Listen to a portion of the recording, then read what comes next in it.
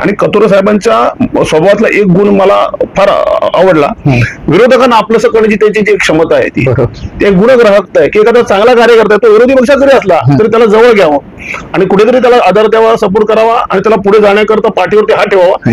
या भूमिकेतून काम करणारे आमदार म्हणून मी आता त्यांच्याकडे पाहतो. शिवसेने जाण्या मागे पण त्यांनी एका ठिकाणी ते बोलले की शैलेश वडेर माझ्याबरोबर रोज असतात. प्रत्यक्षात मी काही रोज त्यांच्यावर असायचो नाही. त्यांच्या वाढदिवसाला एक दिवस आमचे सहकारी म्हणाले की त्यांचा वाढदिवस आहे, त्यांना आपण बुके द्यायला पाहिजे. आम्ही त्याला बुके द्यायला त्यांना गेलो होतो. म्हणून त्यांनी प्रसार माध्यमावर अनेक ठिकाणी भूमिका घेतली की शैलेश माझ्याबरोबर असतो, पण प्रत्यक्षात आम्ही नव्हतो. आणि त्यांच्याकडनं अशा प्रकारे मला कोणती ठोस विचारणा झाली नव्हती की तुम्ही आमच्याबरोबर या, आमच्याबरोबर काम करा. आणि सन्मानाने जर मला त्या ठिकाणी बोलण्याचा अशा प्रकारची कुठली भूमिका त्यांनी घेतली नाही. त्यामुळे त्या पक्षात जाण्याचा विषय नव्हता. जर शिवसेनेकडून ऑफर आली असती तर गेला असतं तर मला आता माहित नाही, कारण मला त्यांनी विचारणच नाही केली. त्यामुळे तो विचार करण्याचा प्रश्नच उद्भवत नाही. कारण ज्या पक्षात आपला जायचं त्या पक्षाकडून जर आपला विचारणच झाली नाही तर आपण त्याबद्दल विचार काय करायचा. मला विचारणा झाली आमदार साहेबांकडनं, मला विचारणा झाली राजन घोरपडे आणि इतर नगरसेवकांकडनं, तर मी तो विचार केला. आम्ही केलेली टीका काही जहरी टीका नव्हती, पण सातत्याने आपण पाहतोय की त्यांच्याकडनं सातत्याने खूप मोठ्या प्रमाणामध्ये टीका केली जात आहे. तर त्यांच्याकडनं टीका होत आहेत.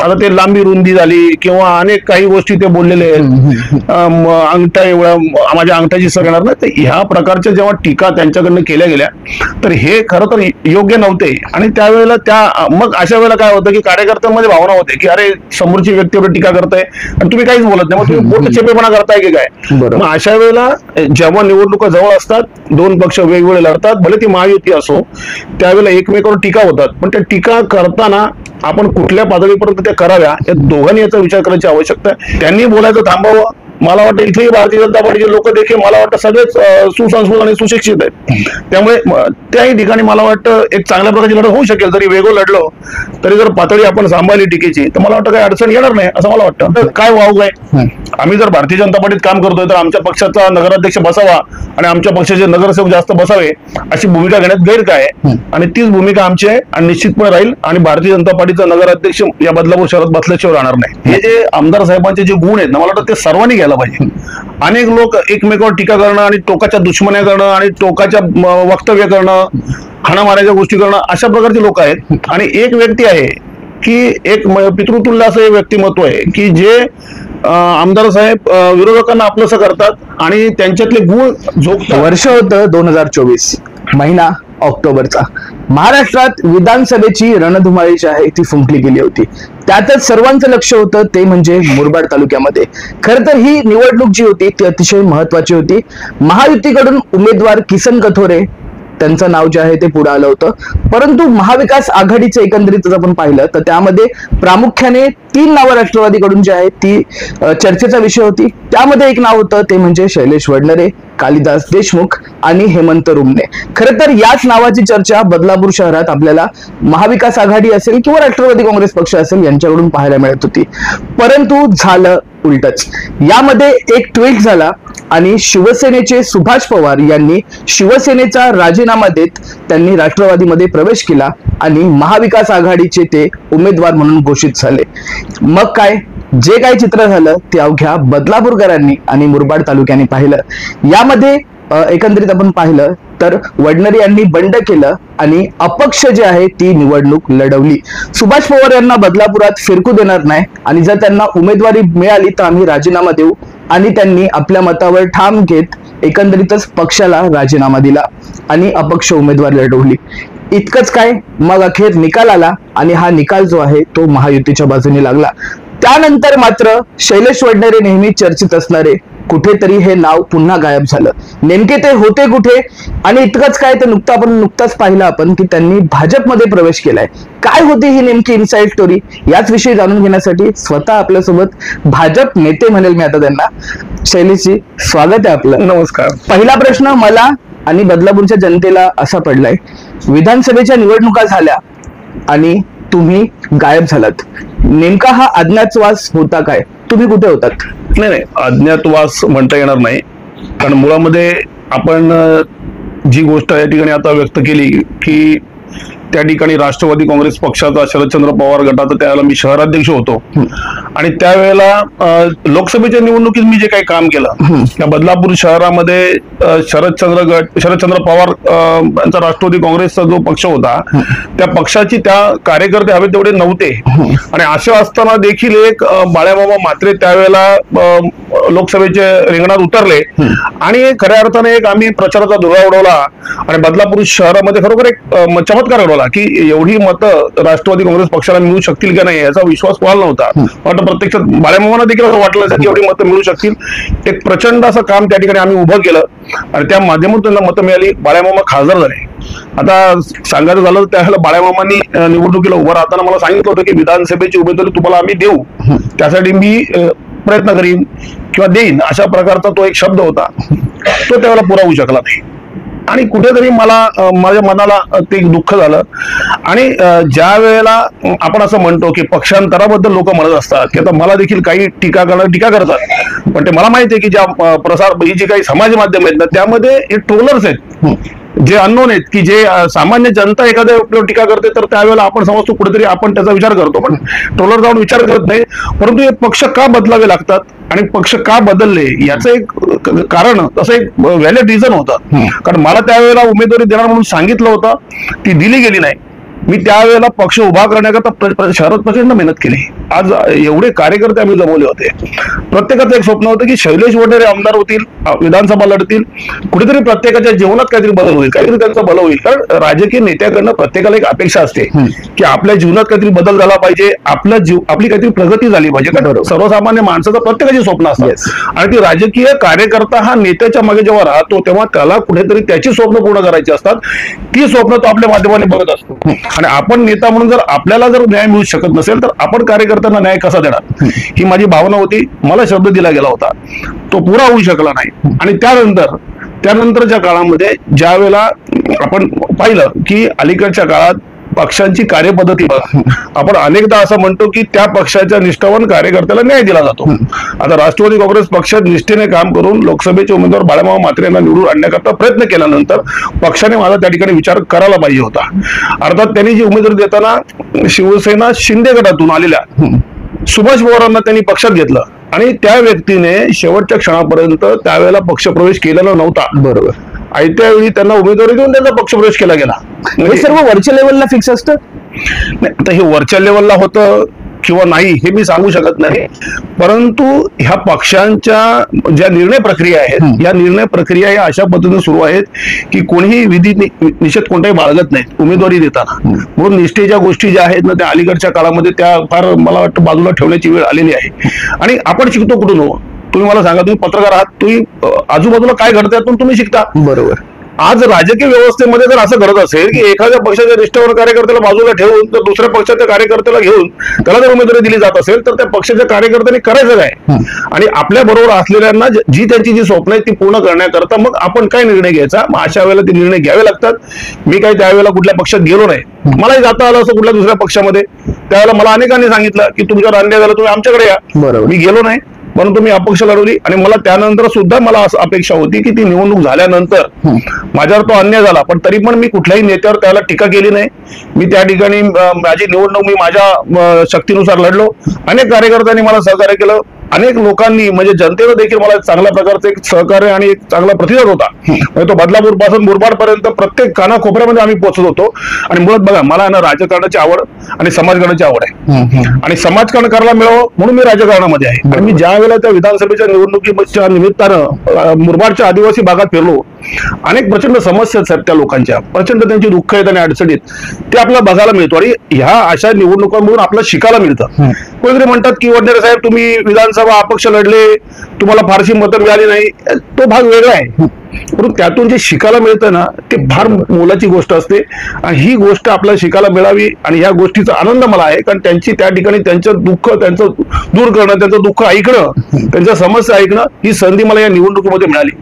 आणि म्हणून तुम्हाला सांगतो की मी जे फिरलो आणि जो झंझावात या विधानसभेला निर्माण केला, आपण देखील मुलाखत घेतली असेल किंवा काही पत्रकारांनी मुलाखती घेतल्या, त्यात मी ज्या काही समस्या शहराच्या मांडल्या त्या समस्या खऱ्या होत्या. परंतु प्रत्यक्षात माझ्या लक्षात आलं की मुळामध्ये कुठल्या पक्षाच्या सपोर्ट शिवाय मला वाटतं जनता निवडून देताना ही व्यक्ती काय काम करेल, बरोबर. या व्यक्तीचं काय शिक्षण आहे, यापेक्षा तो कोणत्या पक्षाचं काम करतो, कोणत्या पक्षाचं नेटवर्क, आणि मुळात त्या निवडणुका जिंकण्याकरता साहेब पक्षाचं नेटवर्क लागतं. अपक्ष म्हणून एवढं मोठं नेटवर्क उभं करणं शक्य नव्हतं, परंतु आम्ही आणि आमच्या सर्वसामान्य कार्यकर्त्यांनी त्यावेळेला एक प्रचाराचा धुळा उडवला आणि पूर्ण मुरबाड विधानसभेमध्ये आम्ही ज्या पद्धतीने लढलोय, मला वाटतं आमदार कथोरे साहेबांनी देखील त्याची दखल घेतलेली आहे. नक्की. ते मला म्हणाले की आता मी पुढे तुमच्याशी बोलेन, पण जेव्हा लोक दखल घेतात कमी मतं मिळून सुद्धा, त्याला मला वाटतं सर्वांनी लक्षात ठेवलं पाहिजे, माझ्या विरोधकांनी पण लक्षात ठेवलं पाहिजे की आम्ही प्रामाणिकपणे काम केलंय आणि आम्ही प्रामाणिकपणे काम करत असताना आम्हाला तिकीट मिळू शकलेलं नाहीये. आणि लोकांची स्वप्न पूर्ण करण्याकरता, जनतेची स्वप्न पूर्ण करण्याकरता, आणि अनेक आमचा अजेंडा तुम्ही वाचला त्यावेळेला जे जे विषय आम्ही मांडले ते पूर्ण करण्याकरता, त्या समस्या बदलापूर शहरामध्ये आहेत आणि त्या समस्या सोडवण्याकरता मी त्यावेळेला विधानसभा लढलो होतो. मला मतं मिळू नाही शकली, पण याचा अर्थ हा नाही की माझा प्रयत्न जो होता तो प्रामाणिक प्रयत्न होता आणि त्यासाठी मी लढलो, मी अपक्ष लढलो.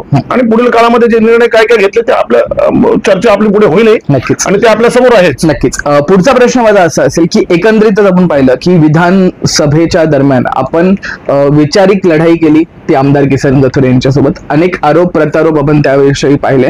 असं काय झालं तुमच्यामध्ये की थेट तुम्ही तुमच्या विरोधकांसोबतच जाऊन त्यांच्या पक्षात गेलात, त्यांच्याच हस्ते तुम्ही पक्षामध्ये गेलात? असं काय मतपरिवर्तन तुमच्यात झालं किंवा असं काय नेमकं संभाषण झालं होतं? नाही, निश्चितपणे तुम्ही हा प्रश्न विचारणं मला माहित होतं म्हणून मी त्याचं उत्तर मगाशी दिलं नाही.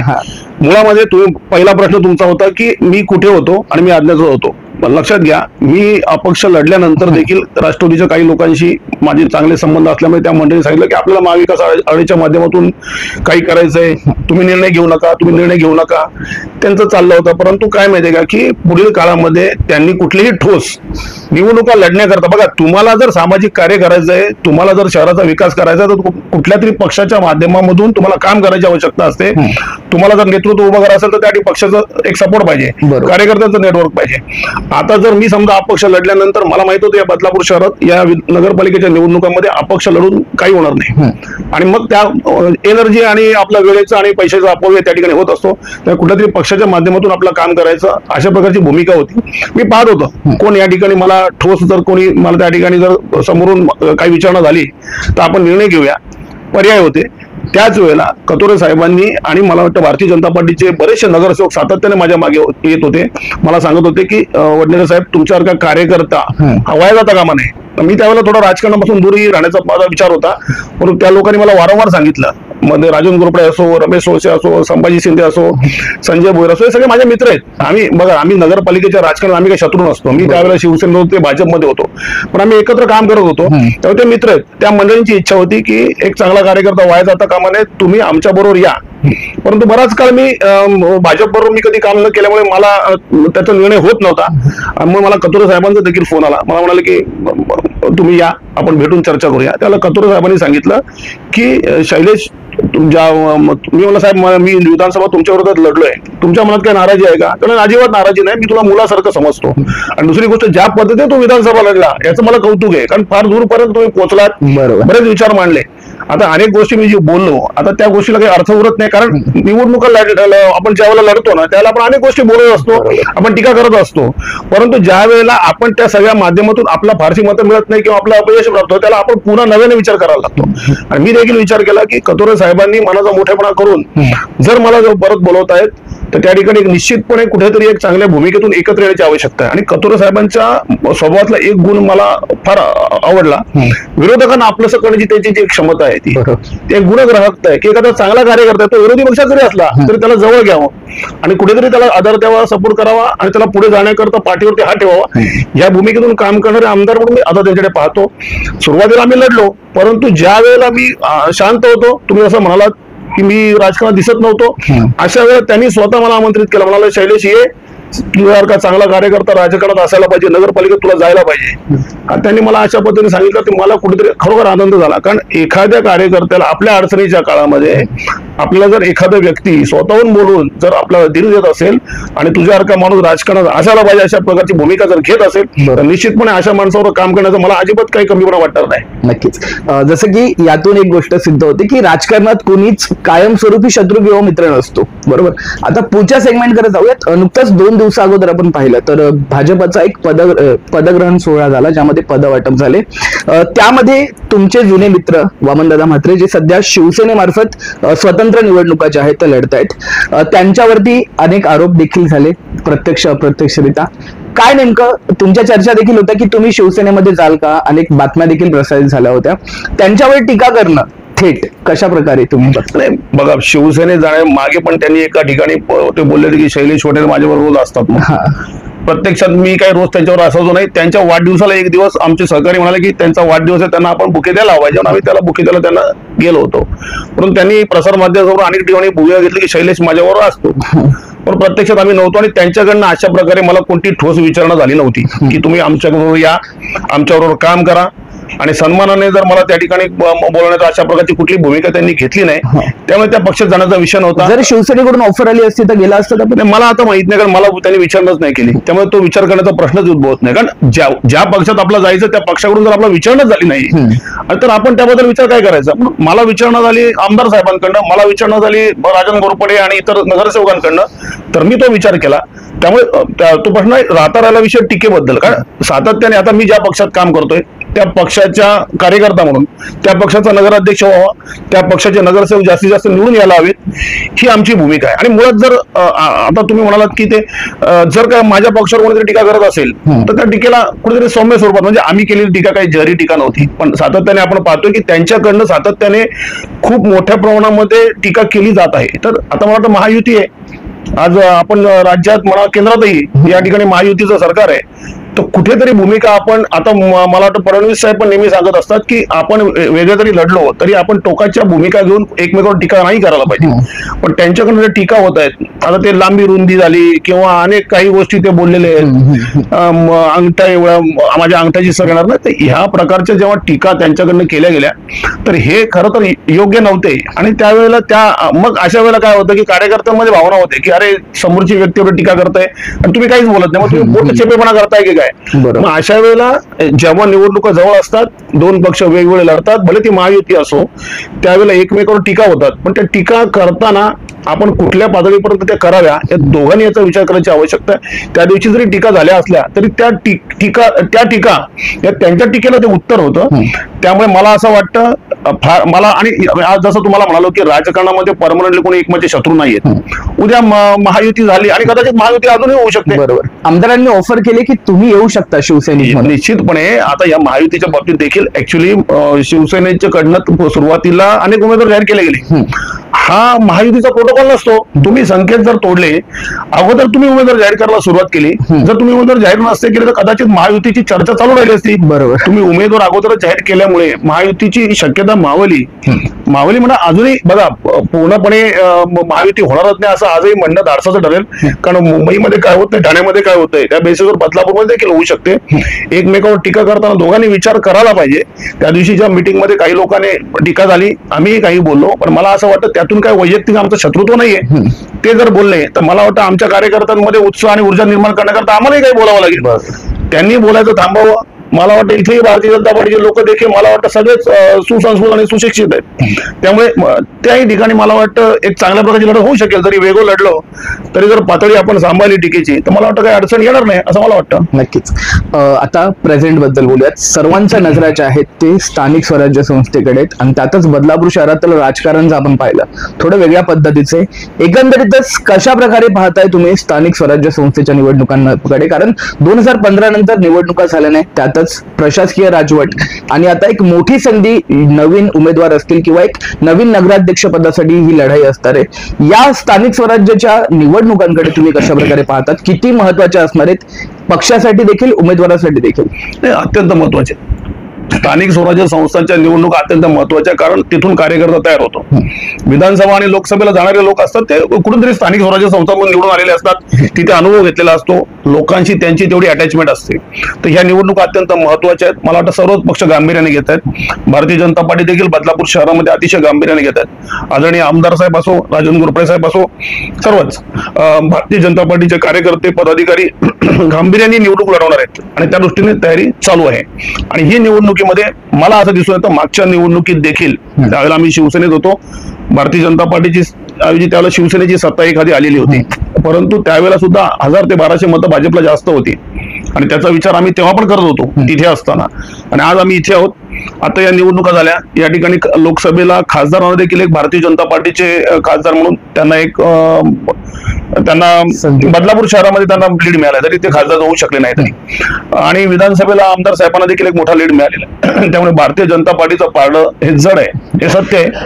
आणि निश्चितपणे आता जे उमेदवार जे आपण त्या ठिकाणी आमदारांच्या माध्यमातून किंवा राजन घोरपडेच्या माध्यमातून किंवा पक्षाच्या पदाधिकाऱ्यांच्या माध्यमातून पुढे येत आहेत, चांगले उमेदवार आहेत.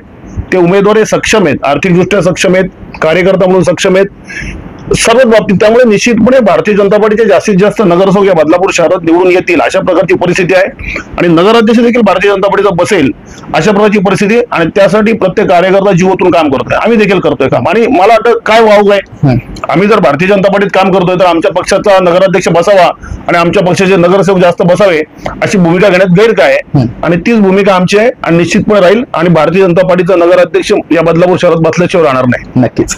शिवसेनेने नावं जी आहेत उमेदवारांची जाहीर केली, पण 4 दिवस अगोदर भाजपचा जो कार्यक्रम झाला त्यामध्ये आमदार किसन कथोरेंनी एकच उमेदवाराचं नाव घेतलं, ते म्हणजे तुमचं. काय अशी जादू होती की इतरही उमेदवार होते त्या ठिकाणी पण नाव तुमचं घेण्यात आलं फक्त? ते मला पण त्याचं आश्चर्य वाटलं. कारण अशा ते जेव्हा म्हणाले की मी एकच उमेदवार नाव जाहीर करतो तर मला आश्चर्य सुरुवातीला वाटलं, पण त्यांनी माझं नाव घेतलं. मला त्याचा आनंद आहे आणि अभिमान आहे. मी वेगळ्या पक्षातून आलो, पण त्यावेळेला कुठेतरी बघा, मी तुम्हाला अगोदरच म्हणालो की विरोधकांना आपलंसं करणं आणि गुणग्राहकता हे जे आमदार साहेबांचे जे गुण आहेत ना, मला वाटतं ते सर्वांनी घ्यायला पाहिजे. अनेक लोक एकमेकावर टीका करणं आणि टोकाच्या दुश्मन्या करणं आणि टोकाच्या वक्तव्य करणं, हाणामाऱ्याच्या गोष्टी करणं अशा प्रकारचे लोक आहेत. आणि एक व्यक्ती आहे की एक पितृतुल्य असं एक व्यक्तिमत्व आहे की जे आमदार साहेब विरोधकांना आपलंसं करतात आणि त्यांच्यातले गुण झोकतात आणि त्या माध्यमातून शहरामध्ये खऱ्या अर्थाने भारतीय जनता पार्टी ते आल्यानंतर बदलापूर शहरात तुम्ही भारतीय जनता पार्टीचं एक नेटवर्क किंवा स्ट्रक्चर बघा, एक चांगल्या प्रकारचं एक बदलापूर शहरात भारतीय जनता पार्टी काम करते. तर हे जे गुण आहेत ना ते आमदार साहेबांचे आणि त्यांनी माझ्यातले गुण झोकले आणि म्हणून त्यांनी माझं तिकीट जाहीर केलं असं मला या ठिकाणी वाटतं. नक्कीच. पण भाजप हे राज्य पातळीवरती पण करतो, जो विरोध करतो त्याला ते आपल्या पक्षामध्ये घेतात, असं काही तर झालं नाही? नाही, मला आता कल्पना नाही. मी तुम्हाला म्हटलं प्रामाणिकपणे माझी भूमिका होती. मी अपक्ष लढल्यानंतर मी कुठेतरी काय निर्णय घेण्याचा या परिस्थितीत होतो आणि मला सन्मानाने जेव्हा भारतीय जनता पार्टीने बोलवलं, आमदार साहेबांनी बोलवलं, त्या ठिकाणी मला सांगितलं की तुम्ही आमच्या पक्षामध्ये या, आपला पक्ष वळवण्याकरता तुमची आवश्यकता आहे. तर त्या भूमिकेतून त्यांनी मला बोलवण्यात केल्यानंतर मी त्या ठिकाणी पोहोचलो. आता बाकी भाजपची पॉलिसी, आणि मी तुम्हाला सांगू का, ज्यांचं जे ब्रॉड माइंडेड लोक आहेत ना ते सत्तेमध्ये असतात. ज्यावेळेला आपण थोडा संकुचित विचार करू त्याला आपल्या विरोधात बसायची वेळ येते. कारण आज सुद्धा आम्ही तुम्हाला सांगतो की आमदार साहेबांना शिकलो. आज गेले अनेक दिवस किंवा अनेक वर्ष ज्या लोकांशी आमचे देखील विरोध होते, ज्यांच्याशी आमचे वाद होते, ते आम्ही मिटवून त्यांना एकत्रितपणे करून आम्ही आता काम करतोय. मग या गोष्टी आम्ही देखील शिकलो. आणि मला असं म्हणायचंय की जर समजा पक्ष वाढवायचा आहे आणि जर खरोखर लोकांची कामं करण्याकरता आणि कुठेतरी एक चांगल्या विचारांचं सरकार आणण्याकरता जर इतर लोकांना देखील जर बरोबर घेत असेल तर बरोबर घेणं हे चांगला गुण आहे. अनेक पक्ष असे कोणी गेला तर तो गेला तरी आम्हाला काही फरक पडत नाही अशा भूमिकेतून लोक असतात. परंतु नेहमी पहा तुम्ही, सत्ताधारी जे असतात ज्यांना सत्तेवर बसायचं असतं, ज्यांना काहीतरी चांगले विचार असतात, त्यांना कुठेतरी लोकांची कामं करायची असतात आणि विकास करायचा असतो, ते लोकांना बरोबर घेत असतात. आणि लोकांना बरोबर घेणं हा चांगला गुण आहे. विरोधकांना आपलं सगळं आहे चांगला गुण आहे, हा वाईट गुण नाही. आणि हा गुणाच्या माध्यमातून जर माझ्यासारख्या कार्यकर्त्याला जर बरोबर घेत असतील तर मला आनंद आहे. तुम्ही त्यामध्ये दुःख वाटण्याचं आणि कोणी काही आक्षेप घेण्याचं काही कारणच नाही. बरोबर. आता विकासाबद्दल बोलूयात. उमेदवारी तर जाहीर झालेलीच आहे तुम्हाला. कशा प्रकारे कामं होतील जर तुम्ही निवडून आलात तर? काय नेमकं पहिला बदल जर करायचा झाला, जर तुम्ही नगरसेवक झालात, पहिला चेंज काय कराल? आता ही निवडणूक आहे आणि मी आता परत तुम्हाला मगाशी म्हटलं की मी विधानसभावर या गोष्टीला बाजूला, आणि आता शून्यातून परत सुरुवात आहे की परत नगरपालिकेत नगरसेवक व्हायचं ह्या माध्यमातून. आणि नगरपालिकेत नगरसेवकांना देखील अधिकार असतात. गेले 5.5 वर्ष मला निवडून आमची बॉडी बरखास्त होऊन म्हणजे मुदत संपवून 5-5.5 वर्ष झालेले आहेत. या 5 वर्षामध्ये कोणते अधिकार आम्हाला नाही. तरी पण आम्ही आमची कामं, मी जरी विधानसभा लढलो असलो, मी शहराध्यक्ष पदावरती काम केलं, तरी पण मी माझ्या प्रभागाकडे मी दुर्लक्ष केलेलं नाही. कारण मला तर तुम्हाला सांगतो की त्यावेळेला सुद्धा माझा प्रभाग संमिश्र आहे. म्हणजे या ठिकाणी सोसायटी आहेत, गाव आहे, त्यानंतर काही स्लम एरिया पण आहे. असं असताना देखील मागील काळामध्ये माझ्या प्रभागाला याच्यामध्ये स्वच्छता जी स्पर्धा झाली त्यामध्ये 3य क्रमांक प्राप्त झाला होता. मग ह्याच्यावर कोणाचा विश्वास बसला नाही की कसं शक्य, पण आम्ही आमचा स्लम एरिया सुद्धा किती चांगला सांभाळला आहे तुम्ही पाहू शकता. मग भवानीनगर असो किंवा त्या शिवाजीनगर असो, सगळी कामं मी केली आहेत आणि 10 वर्षापूर्वी केलेली कामं अजून सुस्थितीमध्ये आहेत. अनेकांना तर दर 2 वर्षांनी 3 वर्षांनी कामं करावी लागतात. म्हणजे ज्या ठेकेदारांना कामं दिली त्यांच्याकडनं कामं चांगली करून घेण्याचा आम्ही प्रयत्न केला. आजही ती चांगली कामं, स्वच्छता आमच्याकडे चांगल्या प्रकारे होते, धूर फवारणी होत असते. म्हणजे या सगळ्या गोष्टी, गटाराला साफसफाई असो, या सगळ्या गोष्टी आहेत. कचरा उचलण्याकरता रोज आमच्याकडे गाडी येते. तुम्ही अनेक प्रभागामध्ये जाऊन पहा, आठवड्यातून एकदा कचरा उचलला जातो. अनेक ठिकाणी कचऱ्याचे ढीग पडलेत. कुठे कचरा पडला तर माझा आजही आरोग्य अधिकाऱ्यांना फोन असतो. त्या मॅडम त्यांना तुम्ही विचारत होता आरोग्य अधिकाऱ्यांना, आणि जेवढे आरोग्य अधिकारी, मी इतर अधिकाऱ्यांना फोन नाही पण आरोग्य अधिकाऱ्यांना माझा फोन असतो. मग मी त्यावेळेला विधानसभेमध्ये असो, त्यावेळेला मी शहराध्यक्ष असो, पण माझ्या प्रभागाकडे मी कधी दुर्लक्ष केलं नाही आणि माझ्या प्रभागात चांगली कामं झाली पाहिजे ही माझी भावना आहे. कारण आपल्याला जर मोठ्या कॅनव्हासवरती काम करायचं असेल तर सर्वप्रथम आपल्या प्रभागावर आपण लक्ष दिलं पाहिजे. आणि माझ्या प्रभागामध्ये माझ्यावरती प्रेम करणारे लोक आहेत आणि आज आम्ही 5 पिढी या भागामध्ये राहतो. प्रत्येक घराशी आमचा वैयक्तिक संबंध आहेत, ऋणानुबंध आहेत आमचे. आज जेव्हा मी जातो प्रचारला, मी त्यांना विचारतो की अरे मी असं आता विधानसभा झाली, शहराध्यक्ष झालो, आज पुन्हा आपल्या नगरसेवक पदाला, शैलेश काळजी करू नका, आम्ही तुमच्या पाठीशी आहोत. अशा प्रकारची लोकांची भावना आहे आणि याचा मला खरा आनंद. मी तुम्हाला नगरपालिकेत देखील काम करताना अनेक मोठ्या विषयांवरती मी काम केलेलं आहे. म्हणजे त्यावेळेला आता हे भूमिगत गटाराचे देखील हे 150 कोटीचा टेंडर 350 कोटी नंतर 400-500 कोटी रुपये पेमेंट दिलं गेलं. त्यावेळेला मी विरोध करणारा एकमेव माणूस होतो. अनेकांनी केला विरोध, नंतर काही लोक बाजूला सरकली, पण मी शेवटपर्यंत त्या गोष्टीला विरोध केला. त्या ठिकाणी जनतेचा घामाचा टॅक्सचा पैसा वाया जाता का म्हणे, माझी अशी भूमिका होती. आता हे भूमिगत गटाराच्या जोडणीचे आता 2000 रुपये पर जोडणी घेतली जातात. त्याला प्रथम 20,000 रुपयाचं प्रपोजल होतं प्रशासनाचं, नंतर 10,000 होण्या वाटणारे साहेब 10,000 तरी कमीत कमी पाहिजे, नाही तर ते आपलं प्रपोजल अडचण होईल आपला निर्माण. मी म्हटलं नाही, 1,000 रुपये तुम्हाला आम्ही देऊ. शेवटी मला वाटतं 2,000 रुपये काहीतरी फायनली ठरले. लोकांच्या हिताचा विचार करून त्यावेळेला मी नगरपालिकेमध्ये आम्ही काम करत असतो. अनेक विषयावरती मी मुद्दे मांडलेत. आता पाण्याच्या प्रश्नावरती मी पाणीपुरवठा सभापती असताना देखील बदलापूर शहराचे पाण्याचे प्रश्न सोडवण्याचा प्रयत्न केलाय. त्यावेळेला सुरुवातीला मी सभापती झालो. महाराष्ट्र प्राधिकरणाचे अधिकारी म्हणायचे की नगरपालिकेचा आणि पाणीपुरवठा सभापती संबंध नाही, परंतु त्यावेळेला त्या याच्यामध्ये नगरपालिकेच्या कायद्यामध्ये त्या ठिकाणी पाणीपुरवठ्याची योजना ही नगरपालिकेच्या सल्ल्याने चालवली पाहिजे अशा प्रकारचं त्यांना मी त्यांना दाखवलं. आणि त्या दिवसापासून, नाहीतर पाणीपुरवठ्याच्या मीटिंगमध्ये MJPचे अधिकारी यायला तयार नसायचे, त्यांना खेचून मी आणलंय. आणि त्यावेळेला मी तर ज्या वेळेला 2015ला नगरसेवक झालो आणि पाणीपुरवठा सभापती झालो, त्याला पाण्याचं दुर्भिक्ष होतं. मग त्यावेळेला लोकांना त्रास, आणि त्या दुर्भिक्षाच्या काळात देखील कोणता त्रास लोकांना झाला नाही पाहिजे अशा प्रकारची माझी भूमिका होती. अनेक विषयांवरती आम्ही काम केलेलं आहे. त्या ठिकाणी ही जी प्रशासकीय इमारतीचं काम आहे त्यावेळेला नगराध्यक्ष विजयताई राऊत होत्या. त्यावेळेला देखील त्याचा पाठपुरावा करणं, अनेक योजना त्या नगराध्यक्षांना, अनेक योजनांचा पाठपुरावा मी स्वतः केलेला आहे. त्याची संपूर्ण डिझाईन असो, मग ते अतुल कुलकर्णी कन्सल्टंट असो, सतीश शोक असो कन्सल्टंट, ते शशी प्रभू असो, यांच्याशी सातत्याने मी संपर्क असतो. त्या मोठ्या योजना झाल्या पाहिजे त्याचा पाठपुरावा आम्ही केलेला. असे अनेक प्रश्न आहेत. अनेक प्रश्नांवरती मी त्यावेळेला लढलोय आणि लोकांच्या हिताचा विचार करून काम केलं. आणि पुन्हा एकदा नगरपालिकेत जाऊन लोकांची कामं आपल्याला करायची. आणि आमचा जो प्रभाग आहे, या प्रभागात आता 2 प्रभाग झाले. प्रभागात 2 म्हणजे 2 वार्ड एकत्र करून एक प्रभाग झालाय. आता 2 नगरसेवक होणार आहे. निश्चितपणे माझे जे सहकारी जे आता लढतील ते महिला आहेत, भगिनी आहेत, त्यांना बरोबर घेऊन एक चांगल्या प्रकारचं काम माझ्या प्रभागात झालं पाहिजे. आणि जेव्हा मी नगरसेवक होतो तेव्हा नगरसेवक झाल्यानंतर संपूर्ण कोळगाव बदलापूर शहराचे जे प्रश्न आहेत त्या प्रश्नावर देखील त्या ठिकाणी संघर्ष करण्याकरता मी त्या ठिकाणी जायला पाहिजे असं आमदार साहेबांची देखील भूमिका आहे. आणि तुम्ही मगाशी म्हणालात ना माझं तिकीट का जाहीर झालं, त्याचं कारण हे आहे कारण बदलापूर शहरामध्ये नगरपालिकेमध्ये ज्या काही वाईट गोष्टी घडतील त्याच्यावरती लक्ष ठेवण्याकरता शैलेश सारखा एक नगरसेवक त्या ठिकाणी असायला पाहिजे. ही आमच्या पक्षाची भूमिका आहे, ही आमदार साहेबांची भूमिका आहे, ही राजन घोरपडेंची भूमिका आहे, ही भारतीय जनता पार्टीची आणि भारतीय जनता पार्टीच्या कार्यकर्त्यांची आणि माझ्या प्रभागातील नागरिकांची भूमिका आहे. त्यामुळे निश्चित तुम्हाला सांगतो की ह्या सगळ्या चांगल्या भावनेने त्या ठिकाणी नगरपालिकेत जायचंय, लोकांच्या हितासाठी जायचंय, लोकांचे प्रश्न सोडवायला जायचंय, हीच माझी भूमिका आहे. नक्कीच. विरोधक एक नवीन ट्रेंड चालवत आहेत, जम्पिंग उमेदवार. काय नेमकं असतं हे जम्पिंग उमेदवार, की बाहेरून एखादा आयात करायचा जम्पिंग उमेदवार? नाही, हा ट्रेंड आहे आणि हा ट्रेंड चुकीचा आहे. तुम्ही लक्षात घ्या, मुळामध्ये जम्पिंग उमेदवाराची आवश्यकता का भासते याचा आपण विचार केला पाहिजे.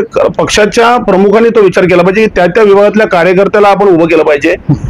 त्याला आपण ताकद दिली पाहिजे आणि त्याच्या माध्यमातून लोकप्रतिनिधी त्या लोकांनी निवडून दिला पाहिजे. कारण जो उमेदवार त्या भागाचा असतो त्याला त्या भागाच्या समस्येची जाणीव असते आणि जो त्या भागात राहत नाही. आता पश्चिमेची व्यक्ती जर पूर्वेला आली निवडणूक लढायला तर त्यांना काय त्याची त्या भागाचा इतिहास काय माहिती असणार आहे, त्या ठिकाणची काय संस्कृती माहिती असणार आहे, किंवा तिकडचे काही समस्या काय माहिती असणार आहे. तिकडचे अनेक गुंतागुंतीचे प्रश्न असतात, अनेक लोकांचे पूर्वावर काही वाद असतात, काही कामं असतात जी करायची, त्याकडे सामंजस्य भूमिका घ्यायची असते. आणि ज्या लोकांचे पूर्वापार, आता आमचे पूर्वापार संबंध अनेक कुटुंबांशी आहेत, कधी उद्या वाद उपस्थित झाला ना तर आम्ही तो तेवढ्या प्रगल्भतेने आम्ही तो सोडवत असतो. मी तुम्हाला सांगेन माझ्या प्रभागात अनेक लोकांचे वाद होते, हे सगळे वाद सोडवण्याचं काम केलं. जर प्रगल्भ नसलेला एखादा लोकप्रतिनिधी आला तर त्या भागामध्ये वाद वाढवणं, तरुण मुलांना बिघडवणं, त्या ठिकाणी आज तुम्हाला सांगतो की एक नवीन ट्रेंड आला, तुम्ही म्हणालात तसा की पोरांना पार्ट्या द्यायच्या, तरुण पोरांना, आणि त्या पार्टीच्या माध्यमातून कार्यकर्ते जमा करायचे. आज एखादा तरुण पोरगा आपल्यावर काम करतो आणि रात्री जर तो मद्यपान करून घरी गेला, बरोबर, तर आज त्याचं कुटुंब काय दिशेने पाहिजे. आज आपण मॅच्युअर्ड आहोत. आपला मुलगा जर समजा एखाद्या राजकीय कार्यकर्ता बरोबर जाऊन जर मद्यपान करून रात्री घरी आला तर आपल्या मनाला काय वाटेल, ही भूमिका आहे. त्यामुळे कुठेतरी प्रगल्भ अशा प्रकारचे लोकप्रतिनिधी लोकांनी निवडून दिले पाहिजेत. आणि जम्पिंग बद्दल म्हणाला तर मला वाटतं जम्पिंगला कुठे लोकांनी स्वीकारता कामा नये. भारतीय जनता पार्टी त्याविषयी पण मला वाटतं आमदार साहेबांनी पण सांगितलं, राजन घोरपडेंनी सांगितलं, भारतीय जनता पार्टी शक्यतो कुठेही जम्पिंग उमेदवार देणार नाही. ज्या ठिकाणी रिझर्वेशनच्या माध्यमातून जर त्या ठिकाणी जर एखादा उमेदवार मिळू शकत नसेल तर त्या ठिकाणी जम्पिंग देणं योग्य आहे. परंतु जर समजा त्या ठिकाणी स्थानिक कार्यकर्ता कार्यरत असताना सुद्धा जर जम्पिंग उमेदवार दिले जात असतील, लोक त्यांना पाडतील आणि लोक त्यांचे पार्सल आहे ना त्यांच्या गावाला पाठवतील. त्याची काळजी आपण करायची गरज नाही. जनता सुज्ञ आहे, मतदार सुज्ञ आहे आणि योग्य वेळी योग्य निर्णय करून लोक मतदानाच्या माध्यमातून त्यांना अशा लोकांना धडा देतील की पुढील काळामध्ये अशा प्रकारचे जम्पिंग उमेदवार येणार नाहीत. हे निश्चितपणे तुम्हाला बघायला मिळेल. नक्कीच. शेवटच्या सेगमेंटमध्ये येऊयात. आता अवघ्या काही दिवसांमध्ये आपण पाहिलं तर आचारसंहिता जाहीर होईल. अनेक निवडणुकींचं वातावरण तर निर्माण झालेलंच आहे बदलापूर शहरामध्ये. अशा वेळी संपूर्ण कौल जो असतो तो जनतेचा असतो, कारण जनताच आपल्याला उचलते आणि जनताच पुन्हा त्या जागेवर ठेवते. जनतेला काय आव्हान करेल? जनतेला माझं तेच आव्हान आहे. 2-3 गोष्टी आहेत की भारतीय जनता पार्टीचा मी आता कार्यकर्ता आहे. भारतीय जनता पार्टीच्या माध्यमातून मी निवडणूक लढवणार आहे. त्यामुळे आणि या ठिकाणी आदरणीय मोदी साहेब असो, आदरणीय फडणवीस साहेब असो, महाराष्ट्राचे चव्हाण साहेब असो, आज या ठिकाणी आणि बदलापूर शहरात कतोरे साहेब असो, राजन घोरपडे साहेब असो, यांच्या माध्यमातून एक भारतीय जनता पार्टीचा कार्यकर्ता म्हणून मी काम करत असताना निश्चितपणे एक चांगल्या प्रकारचं काम बदलापूर शहरात उभं करायचं आहे. आणि या बदलापूर शहरातील नागरिकांच्या समस्या आपल्याला सोडवायच्या. तर जनतेला माझं आव्हान आहे की जो उमेदवार आहे आपण विचारपूर्वक निश्चितपणे लोकांनी मतदान करायला पाहिजे. तो उमेदवाराचं शिक्षण किती, त्याचं कर्तृत्व किती, त्याने मागील काळामध्ये काय कामं लोकांची केली आहे, त्याची विचारधारा काय, या सगळ्याचा विचार त्या ठिकाणी करायला पाहिजे. जम्पिंग उमेदवारांना ते घरी पाठवतील त्याला आता मला सांगायची आवश्यकता नाही, कारण सगळीकडे ती चर्चा चालू आहे. तर एक चांगला उमेदवार, एक चांगला कार्यकर्ता जो सातत्याने समाजाची सेवा करेल, त्या प्रभागातील नागरिकांना न्याय देईल, तरुण पिढीला एक चांगल्या अर्थाने एक चांगलं नेतृत्व देईल. कारण रोजगाराचा मोठा प्रश्न आहे. कारण अलीकडच्या काळात रोजगार नसल्यामुळे तरुण पिढी थोडीशी वेगळ्या दिशेने जाते. तर आमचा रोजगारावर देखील भर असेल. तर अशा अनेक चांगल्या विचारांचे उमेदवार आज बदलापूर शहरामध्ये विकास जे करू शकतील आणि निश्चितपणे जे काही चुकीच्या गोष्टी नगरपालिकेमध्ये घडतील त्याला विरोध करणारे असे उमेदवार, अशा प्रकारची लोक नगरपालिकेमध्ये जनतेने पाठवायला पाहिजे. आणि तशा प्रकारे जनता सुज्ञ आहे, मी सांगतोय म्हणून नाही, तर निश्चितपणे जनतेने ठाम विचार केलाय आणि निश्चित चांगल्या प्रकारचे उमेदवार या कोळगा बदलापूर नगरपालिकेत नगरसेवक म्हणून निवडून जातील, अशा प्रकारची माझी भावना आहे. आणि बदलापूर शहरामध्ये नगराध्यक्ष भारतीय जनता पार्टीचा बसेल अशा प्रकारची भावना आहे आणि आम्हाला वाटतं तेच जनतेला माझं आव्हान राहील. नक्कीच. तर एकंदरीतच हे होते शैलेशजी वडनेरे. शिवसेना, राष्ट्रवादी काँग्रेस आणि भाजप असा हा प्रवास होता आणि पुन्हा ते सज्ज आहेत स्थानिक स्वराज्य संस्थेच्या निवडणुका लढण्यासाठी. मला जर संधी मिळाली तर नक्कीच मी या प्रभागाचा जो आहे तो चेहरामोहरा बदलल आणि एक चांगला विकासाच्या दृष्टिकोनातून या शहराकडे पाहिल असं मत जे आहे त्यांनी या ठिकाणी व्यक्त केलंय. शैलेशजी, आपण रोखठोक आणि स्पष्ट भूमिका जी आहे ती आपली मांडली. यातून अनेक गैरसमज जे आहेत ते दूर झाले असतील अशी आपण आशा करूयात. तुर्तास धन्यवाद. तुम्हाला हा एपिसोड कसा वाटला आम्हाला कॉमेंट्सच्या माध्यमातून नक्की कळवा आणि अशाच ताज्या मुलाखतीसाठी पाहत राहा ठळक वार्ता. धन्यवाद.